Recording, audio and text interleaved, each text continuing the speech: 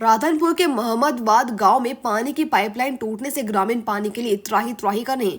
ग्रामीणों द्वारा तलाटी व जलादाय कार्यालय को सूचना देने के बावजूद पिछले 15 दिनों से पानी नहीं मिलने से सिस्टम पर कई सवाल उठ रहे हैं।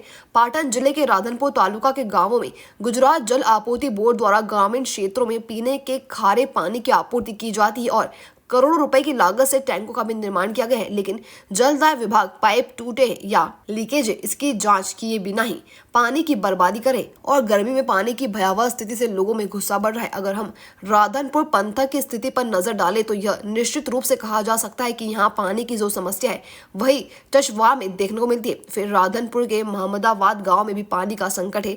गाँव में बनी टंकी में पानी तो है, लेकिन टंकी से पाइपलाइन के माध्यम से घरों तक पहुँचने वाला पानी टूटी पाइपलाइन के कारण लोगों के घर तक नहीं पहुंच पा रहा।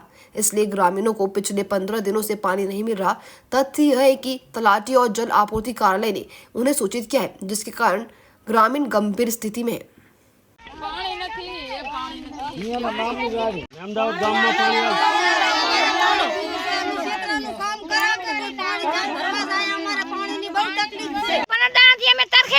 मजूरी करवा जाए पानी पीविया चा जाया भरवा हमें आना માટે શું પાયા રજૂઆત પીવિયા શું અમે શું ખાયા રોટલા મજૂરી કરવા ના જાય તો રજૂઆત કરી હતી સરપંચ આના માટે સરપંચને રજૂઆત કરવી જ જોઈએ સરપંચ કેમ નંબર લેવા નહીં આવતો ગામમાં પછી સંપર્ક નોટ લેવા હોય તો સરપંચ જોડે આવે અને તારે અમારી નંબર લેવા કોઈ ના આવે એમ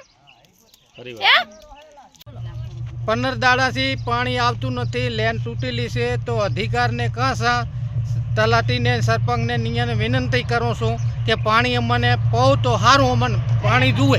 શું નામ છે તમારું? મારું નામ શેધાભાઈ।